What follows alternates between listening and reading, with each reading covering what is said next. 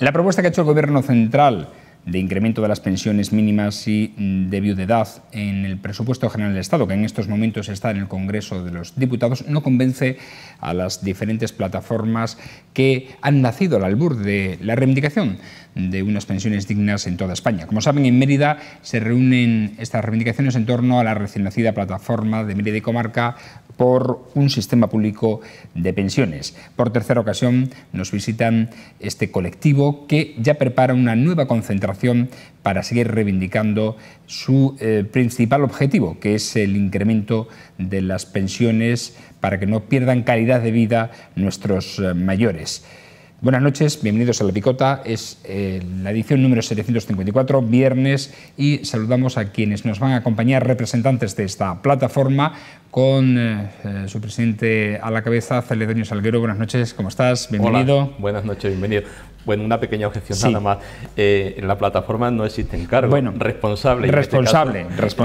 Para estar con vosotros. Ciertamente. También están con nosotros dos pensionistas que están trabajando también en esta plataforma, como son Olga Calvo. ¿Qué tal? Hola, buenas noches. Buenas noches. Bienvenida. Placer de estar aquí, gracias. Y Rafael Muñoz, buenas noches. ¿Qué tal?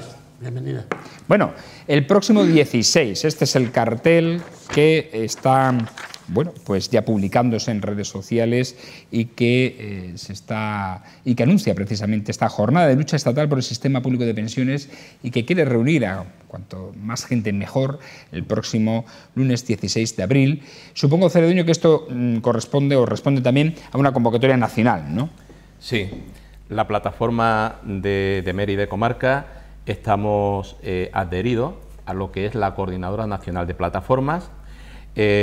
A partir de ahí, lógicamente, lo que buscamos es unir acciones y, lógicamente, que tengan la mayor importancia y trascendencia posible. Y en este caso, todas las ciudades, yo creo que todas las que han salido anteriormente y algunas más que se están ya incorporando, pues vamos a estar reivindicando, bueno, pues el problema que nos trae. Esta llega tras la multitudinaria concentración la última que se celebró en Mérida, que fue el día 22, y que reunió, pese a las inclemencias meteorológicas, pues a muchísimas personas, no solo pensionistas, porque al final acudieron personas de todas las edades apoyando este objetivo. Sí, lo tenemos muy claro desde la primera vez que constituimos aquí en Mérida lo que fue la plataforma. Eran tres objetivos básicos: pensiones dignas, que el IPC, que es lo que realmente nos está subiendo cada año el coste de la vida, se mantenga también en la subida de las pensiones, y después una cuestión que nos preocupa muchísimo es el sistema público de pensiones. De hecho, en esta convocatoria, si quieres después analizamos un poco más este punto, es el que realmente vamos a hacer más hincapié en él. Y por eso en el anterior, el día 22, como comentabas, pues realmente invitamos a todas las personas que sean conscientes de esta realidad que se nos avecina, que las pensiones futuras van a ser las de nuestros hijos y nuestros nietos y nos preocupan tanto como las nuestras, si no más. Sí, porque esta reivindicación no solo es por las condiciones actuales de las pensiones, sino por el futuro de las pensiones. Además, sí. Así es. Bueno, ¿y no estáis de acuerdo, muy conformes con el incremento que ha registrado el Gobierno en ese presupuesto general del Estado, no? No, en absoluto. En absoluto, además viendo cómo se suben otro tipo de pensiones, que es lo que más te indigna. O sea, debían dar ejemplo los propios de decir, oye, el 0,25 me lo subo yo. Y así doy ejemplo, aunque tengo un salario más alto. Prima otra serie de funciones.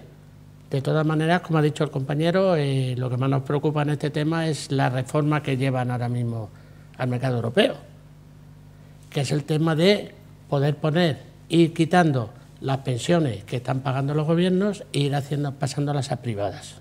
Entonces, ¿eso a quién beneficia? A los fondos bancarios, fondos europeos, etcétera, etcétera. ¿Qué quiere decir? Que tu dinero quiere que lo metas en un fondo, tú metes en un fondo ese dinero, mañana ese fondo quiebra y el único que pierde es el trabajador que está metiendo dinero en ese fondo, no lo pierde nadie. Y una persona ahora mismo, como está el mercado, con el salario que tiene ahora mismo el mercado, ¿cómo puede ahorrar? Si es imposible que ahorre para pagarse un fondo. Y encima, ¿qué protección tiene ese fondo? El Gobierno nunca ha dicho que va a proteger los fondos que se inviertan. Vamos a hablar ahora de eso, vamos a ir por partes. Primero queremos analizar ese incremento reflejado en los presupuestos, pero vosotros acusáis en cierta medida al gobierno de querer dividir a los jubilados con estas selectivas, estos incrementos selectivos, ¿no? Totalmente, porque se ve casi a las claras, son unos presupuestos, es una subida que han hecho injusta, es irracional, porque no trata a todos los pensionistas por igual, ni trata a las viudas concretamente por igual. Mismamente en el tema de la subida que iban a aplicarle a las personas viudas, pues resulta que hacen una discriminación de edad. Por ejemplo, a las menores de 65 años pues no entran en esa subida. Gente que a lo mejor tiene 2 pensiones porque ha trabajado fuera, pero que entre las 2 no llegan ni siquiera a un mínimo de 700 euros, que están incluso por debajo del umbral de la pobreza, también quedarían excluidas.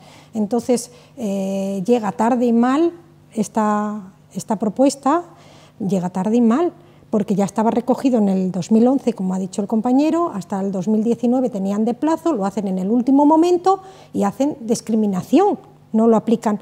Y luego, en cuanto a la subida de los pensionistas, solo quedaría hasta los 700 euros, de ahí para arriba sería el 0,25, con lo cual eso pues es también una discriminación terrible y nos está poniendo a todos ya casi en el borde del umbral de la pobreza. Aparte de que ellos, por ejemplo el gobierno, se están subiendo un 1,5, la Casa Real un 0,9, cuando sus pagas, sus salarios son muy altos. A una viuda con 300 euros que le suban un 3%, pues eso no significa nada. Entonces, claro, esto es un despropósito total y eso lo que ha sido una medida de marketing de cara a ellos y con intención de dividirnos, pero no lo van a conseguir porque hay realidades que demuestran que eso es una barbaridad y una injusticia.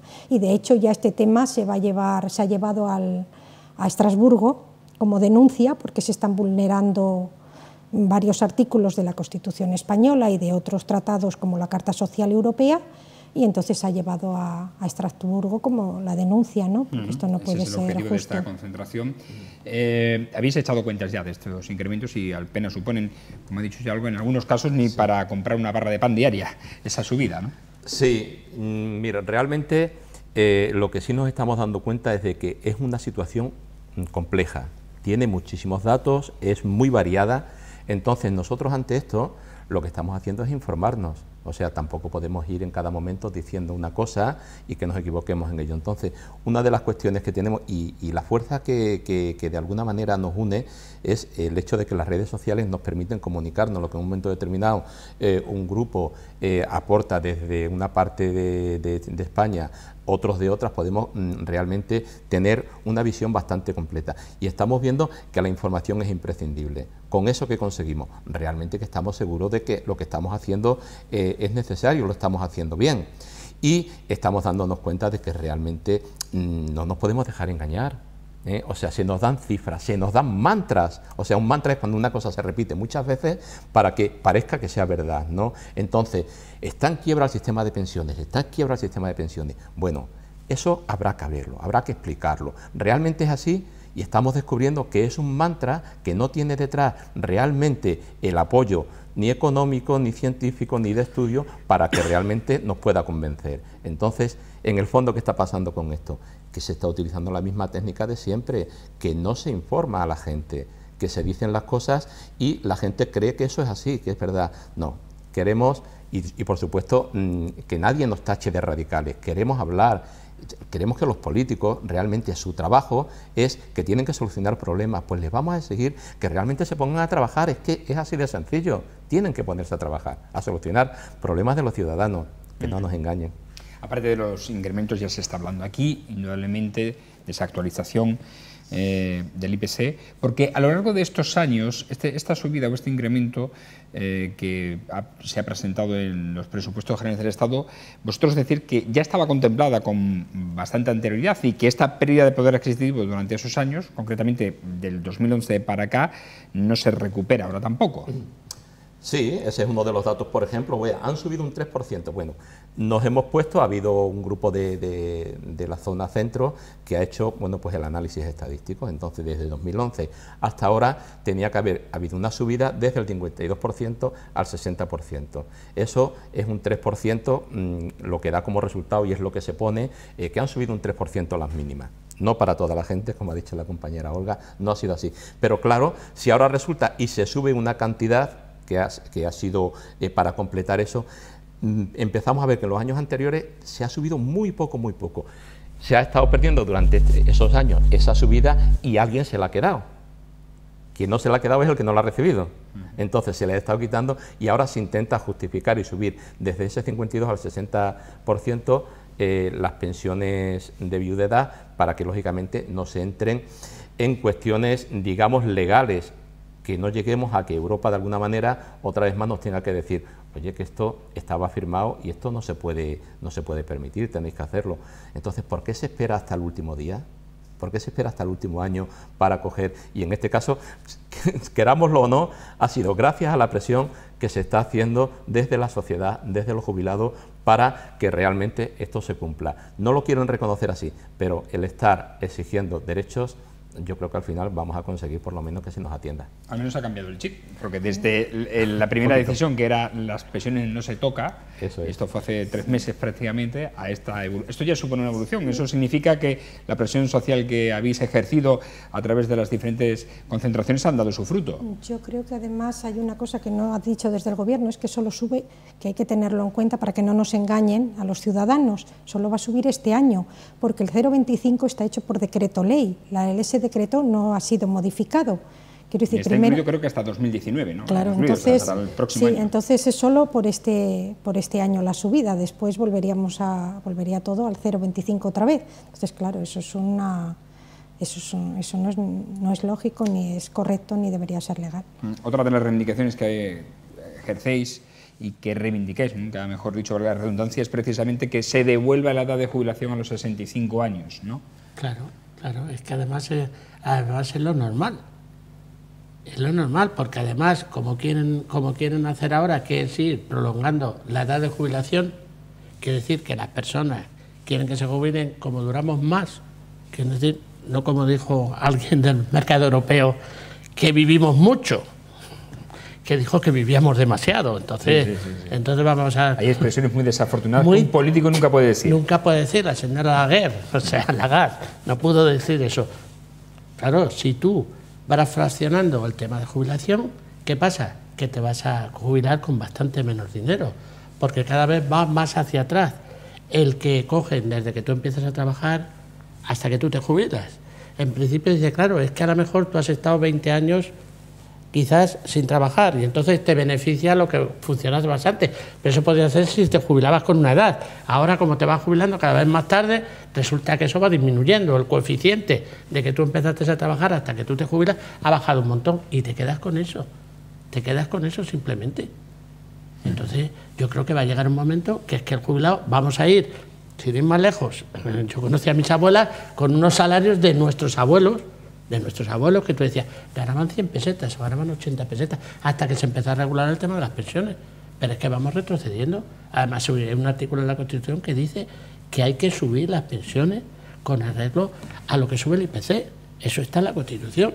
Y el problema es que muchos de nuestros hijos se van a jubilar con menos cantidad que nosotros. Menos. Vamos a tener un porvenir de nuestros hijos peor que el que hemos tenido. Sí. Porque nosotros siempre decíamos, yo vivo mejor que vivía mi padre. Mi padre decía, yo vivo mejor que vivía mi abuelo. Pero es que nuestros hijos no dicen eso, dicen que van a vivir peor. Y gracias al trabajo de los abuelos, que también es una cosa a exponer, pueden vivir muchos hijos nuestros y muchos nietos, favoreciéndoles con el salario que tú cobras. Decía Celedonio. Sí, el debate que estáis teniendo en ese punto me parece muy interesante, porque volvemos otra vez a lo mismo. ¿Van a vivir peor nuestros hijos y nuestros nietos? ¿Esta frase de dónde sale? Esto vamos a analizarlo a ver si es verdad, porque hay una parte de la historia que era también muy curiosa, y era que cuando las máquinas empezaron en este país, cuando empezó la industrialización en el campo, se dijo, bueno, esto va a quitar el trabajo de toda la gente que está trabajando en el campo. se vio que realmente era todo lo contrario. Con las máquinas la producción era mucho más. Y si hay más producción, hay más riqueza y se crean otros tipos de trabajo y otro tipo de servicios. Y las sociedades avanzan. Pues ahora mismo nos encontramos en una situación más o menos parecida. Estamos en un cambio tecnológico tan tremendo que el país crece y en este caso el país ha crecido el último año un 3,2, un 3,5. Bueno, pues esa riqueza del país es la que hay que distribuir. Entonces, no se trata de que tú no has cotizado, tú has estado pues seguramente formándote, has hecho otra serie de cosas, pero realmente lo que tenemos que hacer es que todas las personas de este país puedan aportar para que esa riqueza de ese país sea lo mejor posible y que nos beneficie a todos. Las situaciones personales, las situaciones que pueda haber en cada familia, pues lógicamente nadie las quiere si son malas, pero no por eso se tiene que castigar a una familia y decir, no, no, tú vas a estar peor. ¿Por qué vamos a estar peor? Yo eso lo pongo en duda, de verdad, no me lo creo. Vamos a analizarlo, vamos a informarnos y a lo mejor resulta que este país puede ser más rico si somos menos pesimistas. También es que quizás avanzamos hacia una mala redistribución de la riqueza, porque estamos en valores de crecimiento, como tú apuntabas, en torno a valores de precrisis. Sin embargo, la gente lo está pasando peor. Es decir, parece que hay más acumulación del dinero en ciertas clases sociales y mucho menos en otras. Está menos redistribuida la riqueza. Claro, porque precisamente desde los poderes financieros o de los atrapas de turno se nos intenta desmoralizar a la población metiéndonos miedo, diciéndonos que no hay dinero, que no hay riqueza, que todo pues que está mal y por eso estamos en situación de crisis, cuando en realidad sabemos que hay dinero porque se están rescatando bancos, se están rescatando, que se ha dicho y se ha visto y se ha demostrado, autopistas, de todo, ¿no? E incluso empresas que producen terremotos como el Castor también se la está indemnizando, todo eso en defensa, en un montón de cosas que parece que se está intentando salvar más al sector financiero que a las personas, ¿no? Entonces, dinero sí hay, que no nos desmoralicen. Nosotros tenemos que tenerlo muy claro y saber cuál es nuestro poder y nuestra fuerza. Entonces, claro, yo lo que también quería destacar que precisamente estas plataformas, incluido la de Mérida, pues nos hemos dado cuenta de que hemos empezado a salir porque se tenga en cuenta el artículo 50 de la Constitución española, que se cumpla la ley y se respeten los derechos de los ciudadanos fundamentales, pero eso no se hace. Entonces, aparte de eso, también queremos reivindicar el futuro de estas generaciones que vienen detrás y queremos, sobre todo, y por eso salimos a la calle, y por eso son concentraciones solidarias, porque como nos afecta a todos, pues queremos reivindicar que se revierta el mal llamado factor de sostenibilidad, lo primero ya, lo segundo después del IPC, ¿no? Y lo tercero, que es lo más importante que se nos viene encima y que es lo más peligroso hoy por hoy, porque es lo que va a tender a privatizar las pensiones. Entonces es el sistema el plan de pensiones privado individualizado, que lo tengamos en cuenta, porque se va a entrar en vigor en cuanto se firme la resolución, que va a ser en junio. En junio. Y además va a ser de obligado. Del Producto Europeo de Pensiones exactamente. Y además va a ser de obligado cumplimiento en el momento que España lo ratifique, y con una peligrosidad, un agravante más, que es que en el momento en que eso se firme, luego ya no va a haber gobierno de turno, ya pueden cambiarse los gobiernos, pero eso va a ser ya irreversible. Entonces eso va a perjudicar muchísimo a estas generaciones que vienen detrás, que les va a llevar a la miseria. Sí, porque el sistema público de pensiones se basa en la solidaridad. Exactamente. El sistema privado es lo que tú has puesto, más el valor añadido de lo que el dinero rente durante esos años. Y además, esos planes de pensiones resulta que va a perjudicar mucho, porque al ser individuales, el que va a cargar con todo el riesgo va a ser la persona que se lo hace, es decir, ni el banco ni la empresa con la que tú interactúes no se va a ver perjudicada, porque eso va a ser inversiones de riesgo, como unas preferentes, tipo preferentes. Entonces, aparte, la letra pequeña es la cantidad de comisiones que te va a aplicar esa empresa, ¿no? O ese organismo. Y después, encima, otra de las cosas que hay que tener en cuenta, que cuando lo recuperes, el palo que te da Hacienda. Entonces, al final, la persona no crea que va a tener una pensión digna por hacerse un plan de pensiones.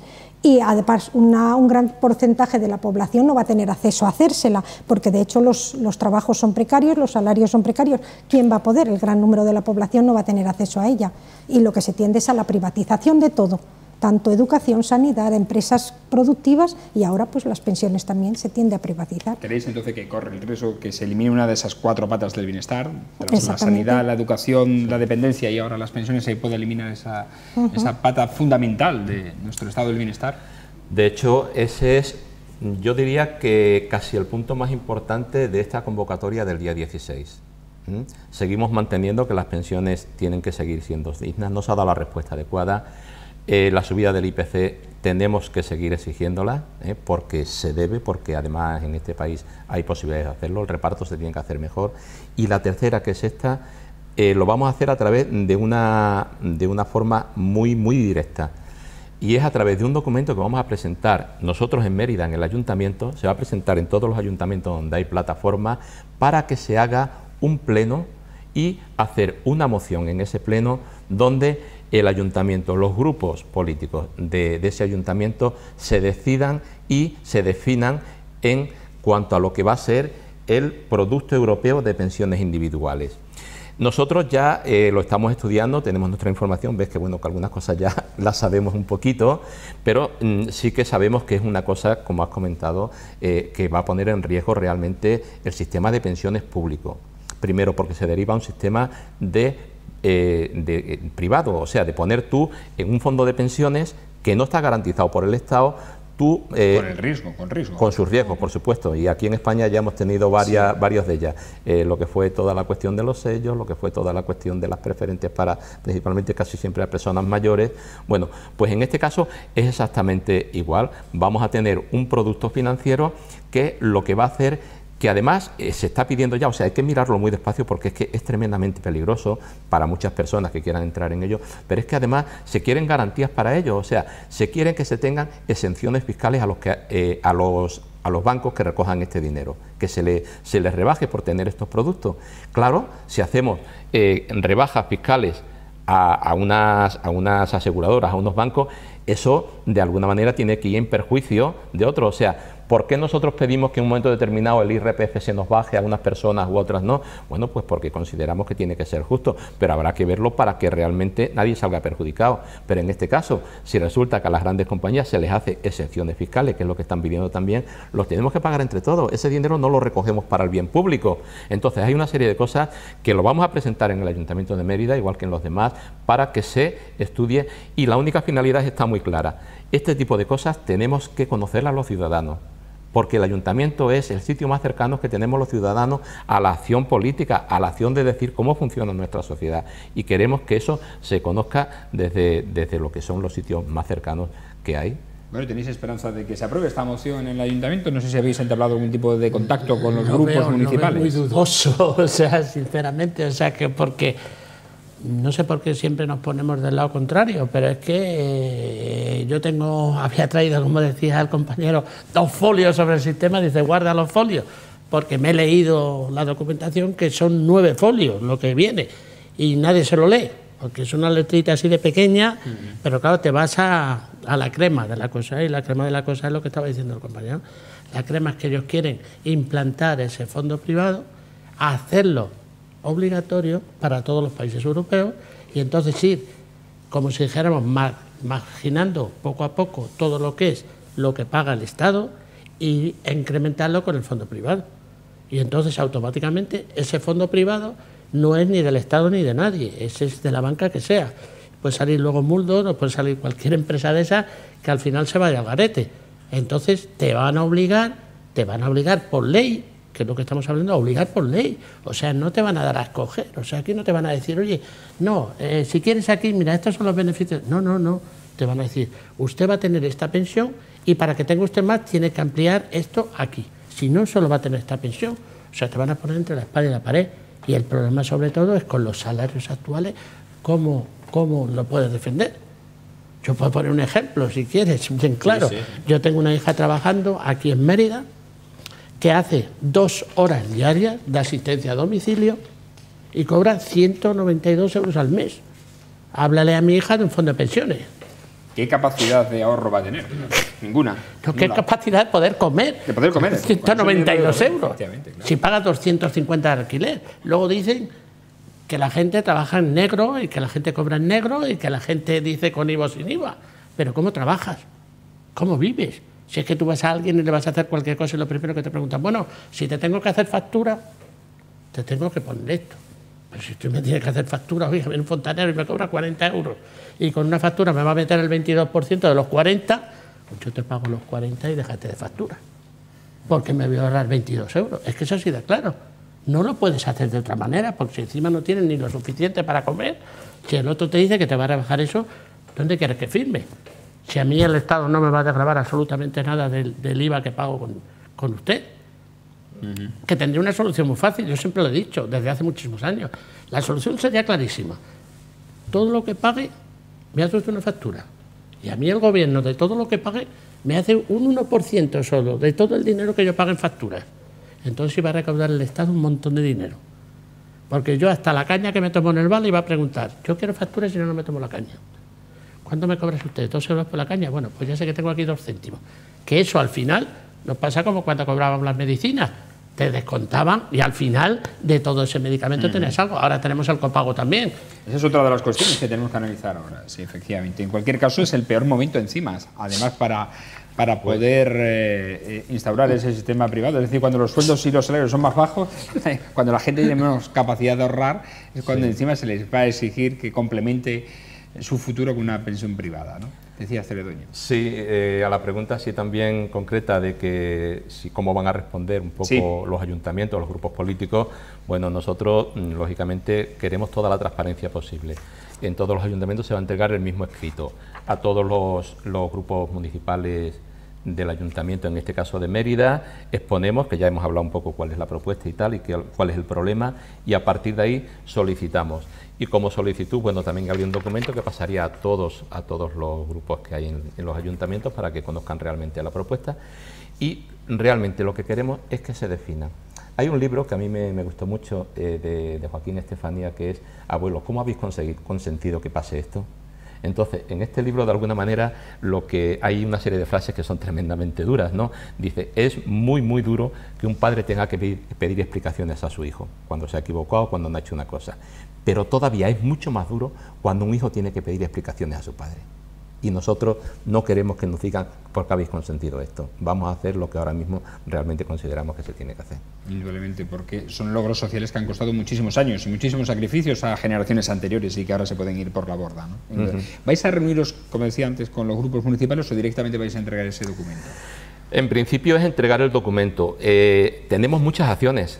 Tenemos muchas acciones previstas porque además, bueno, vemos que en este tipo de cosas, aparte de que lógicamente queremos la participación pues de la mayor parte de la gente que conforman esta sociedad y tal, y sí está previsto eso. Hay 2 acciones que quedan previstas, una de ellas con el ayuntamiento, ya está solicitada con el alcalde en principio, bueno, una solicitud de entrevista para lógicamente que nos conozcan, ¿no?, como plataforma, como personas, y a partir de ahí también a los demás.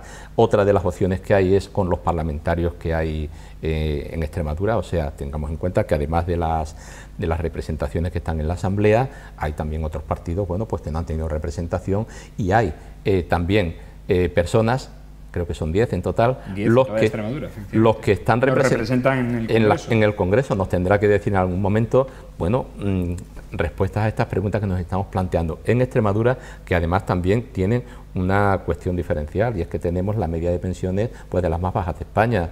Todo esto queremos que nos lo expliquen y que nos lo digan, bueno, pues a las preguntas que desde nosotros podamos entender. Hay una cosa también importante, que es un término que se ha acuñado recientemente, se aplicaba evidentemente a población activa, pero no nunca a los jubilados. Y nos hemos dado cuenta de que hay una brecha salarial de género, de pensiones, una brecha de pensiones de género. Pues las mujeres cobran menos que los hombres. Las mujeres cobran menos que los hombres, están más discriminadas también a la hora de acceder a los puestos de trabajo porque resulta que como a veces son madres, son madres, ¿no? Tienen que atender a hijos o a familiares a su cargo, entonces ya pues no pueden acceder a ciertos puestos porque son discriminadas. No, usted tiene familia, no, usted ya queda discriminada y pasa por delante un hombre, ¿no?, que saben que no les va a fallar en caso de tal. Entonces, pues ahí hay una discriminación. Estoy identificado sobre todo con las pensiones de viudedad, porque tengo en casa a mi madre, efectivamente, y luego, mi padre cotizó y tuvo una pensión digna y justamente cuando fallece a mi madre le queda la mitad. La queda la mitad, exacto, claro, se pero reduce. bueno, pero mi madre ha trabajado en casa Sí. muchísimo. No solo en sus labores, sino mi madre era bordadora y hacía sus trabajos en casa para la calle también, ¿no? Sí, sí, pero yo, como por era, ejemplo, como era antes, no se cotizaba y tal. Es decir, al final lo que debe primar es la unidad familiar, Sí, no sí, solo sí. el sujeto que, Exactamente. que Yo, por ejemplo, cotiza, ¿no? Y ahí se produce una Yo, por discriminación, ejemplo, en en mi este caso hacia caso- las mujeres, muy importante con la pensión de En mi viudedad. caso particular, que no me gusta decirlo, pero bueno, ya que ha sacado el tema, yo soy ama de casa, entonces pues también el nivel de estudios en mi tiempo no lo saqué y claro, también eso te reduce el acceso al puesto de trabajo, ¿no? A elegir opciones de trabajo mejores. Y claro, pues la opción que yo tuve era ir a servir por las casas, a trabajar de limpieza por las casas. Entonces, claro, ¿qué pasa? Que en esos tiempos o en esos momentos ese trabajo en concreto no te asegura, al final no tienes derecho a una pensión y acabas siendo una beneficiaria de un pensionista, con lo cual se te reduce la calidad de vida, porque claro, una sola pensión, encima si es pequeña, pues con los recortes estos, pues imposible, ¿no? Con el 0,25 imposible de poder, que esa pérdida de poder adquisitivo se nota en el día a día, ¿no? Entonces, Estamos pues, hablando de un problema muy, muy serio, esa brecha de género que también se produce en el sistema público de pensiones, ¿verdad, Ceredoño? Pues sí. De hecho, cuando hablamos así ya con personas mayores encontramos realmente pues eso, situaciones donde además de esto son personas que además están ayudando a la familia. Hay personas que están dentro de la plataforma que le hemos dicho, es que lo que tú estás viviendo es tan importante que de alguna manera, bueno, se tiene que conocer, no solamente por el impacto que pueda tener y tal, y las personas dicen, yo no puedo salir, en Mérida nos conocemos mucho la gente, a mí me da mucha vergüenza. Entonces, esta situación se da mucho más en las mujeres, en las personas mayores. Ponerle cara es tremendo, ponerle cara a eso pues es verdad que es tremendo, ¿no? Ya encima de que sientes la discriminación, encima da la cara, pues es fatal. La crisis las han sufrido todo el mundo, evidentemente toda la sociedad, pero los pensionistas han tenido que aguantar también, o mantener, mejor dicho, a hijos que no han podido en ese momento trabajar o que han sido despedidos, incluso con sus respectivas familias, han tenido que sostenerlas y encima pues os metieron por el cuerpo el copago farmacéutico. Aguantamos, porque todavía no se ha acabado. Bueno, todavía no se ha acabado, ciertamente. Todavía Aguantamos, se sigue manteniendo. aguantamos. Muchos padres se Porque siguen además manteniendo a se ve hijos. la situación tan difícil que incluso hijos sacan a padres de residencias de mayores y con la pensión del padre están viviendo. Que bastante duro es. Yo me ponía en la piel de ese padre que le han metido en una residencia para que no les diera guerra y ahora lo recoge. Yo a lo mejor egoístamente decía, yo déjame en la residencia, que a mí hasta ahora os habéis preocupado muy poco de cuidarme y me habéis mandado allí y ahora a beneficiar de la pensión mía, que es muy problema. Y lo que decía de la viudez, Dios, vamos, yo que he sido viudo, ya no estoy viudo, he sido viudo en el tema, sigo viendo que es una incongruencia, porque tú vives en pareja, los mismos gastos que le dejas a ella cuando tú te mueres, te quedas tú cuando ella se muere. Es una unidad familiar, aunque claro, solamente cotización, pero es una unidad familiar. O sea, tú te mueres y ella le dejan el 50%. Y tú sigues viviendo como yo he vivido con mi pensión íntegra. Es que es injusto. Claro, y además lo que hablaba la compañera de que normalmente en estos años, los que somos un poquito más mayores ya, la mujer normalmente no está trabajando, se está preocupando de tus hijos. No ha salido porque no ha podido ir a trabajar. Yo tenía 3 hijos y tenía que preocuparse de la educación de mis hijos y de tenerlos. Y yo estar prácticamente todo el tiempo fuera. Y cuando ha llegado el tiempo, imagínense, hombre, yo no me he muerto, ha muerto ella, pero que me hubiera muerto yo. Hubiera dicho, ahora me quedo con la mitad, pero si el que ha estado pagando la pensión es la nuestra, el que ha pagado la pensión mía soy yo. Como sigo sin entender cuando nos ponen, por ejemplo, es que ahora los jóvenes pagan la pensión de ustedes. No, señor. Yo estoy desde los 14 años trabajando y me estoy pagando mi pensión. Desde los 14 que trabajaba a los 61, que me jubilaron forzosamente, estuve cotizando. O sea, yo he pagado de sobra mi pensión, demasiados años. Entonces, si me muero yo, ¿por qué mi mujer se tiene que quedar al Estado con la media pensión mía mientras que viva? Es que me parece una injusticia, pero no se da aquí solo, claro, se da en los demás países también. No nos podemos poner como ejemplo en eso, por desgracia. Es algo en lo que no se ha avanzado. Bueno, Ceredoño, tenéis preparado además algo para la reivindicación del día 16, unas caretas que ¿qué es lo que simbolizan? Bueno, para poder entenderlo. Sí. Yo desde lo que ha sido mi formación y como trabajador de la enseñanza y tal, hay una cosa que me parece muy importante, y es que las personas en la actividad que hagan tienen que disfrutar de ella. Tenemos dentro de nuestro cerebro, en la parte casi central, en la parte más primitiva de nuestro cerebro, una glándula que se encarga de generar endorfinas, que es la hormona de la felicidad, del placer. Sí. Bueno, pues nosotros, cada vez que hagamos alguna cosa de esta, queremos generar este tipo de hormonas, que se liberen, y entonces a la hora de exponer los problemas, a la hora de comunicarnos con la gente, lo puedes hacer de una manera seria, triste, no sé cuánto, tal. No, queremos hacerlo disfrutando. Y para eso se ha creado el coro de los eméritos de Mérida. El coro de los eméritos de Mérida va a llevar lo que es, en principio, la base de lo que es un coro greco-latino. En Mérida sabemos mucho de eso. Sí. Además tenemos mucha experiencia, cada uno sabe y hemos visto muchas obras de teatro.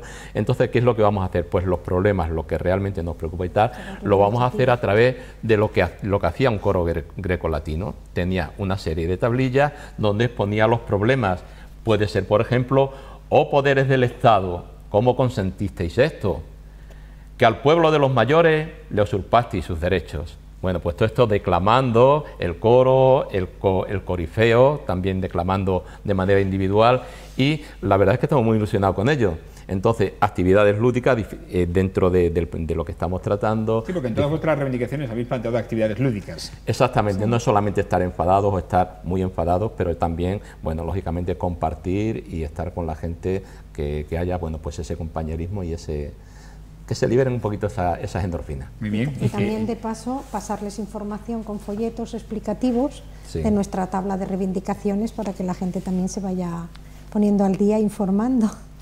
Una plataforma, por cierto, no lo hemos dicho al principio, pero que nada tiene que ver con formación política alguna ni con sindicato alguno. Es decir, os mantenéis como independientes, con personas de todas las ideologías que se integran en la misma, ¿no? Sí, sí, totalmente. Es una plataforma independiente, apartidista, sin símbolos ni banderas. Toda la persona que tiene un objetivo común, que es la reivindicación del sistema público de pensiones, tiene cabida aquí, porque aquí de lo que se trata es de sumar y defender nuestros derechos fundamentales. Entonces, bueno, y la punta del iceberg han sido, como le he dicho antes, ha sido las manifestaciones estas que se han hecho, que eso solo ha sido la punta del iceberg, pero la verdad que el pueblo está tomando conciencia de cuál es su fuerza y ya ha sacado la voz a la calle, pero también su fuerza, ¿no? Y ahí se nos va a seguir viendo hasta que se cumplan los objetivos. Muy bien, pues que tengáis suerte y que lo veáis cumplido. Nos vamos a despedir con esa careta, gracias a Rafael Muñoz, gracias también a Olga Calvo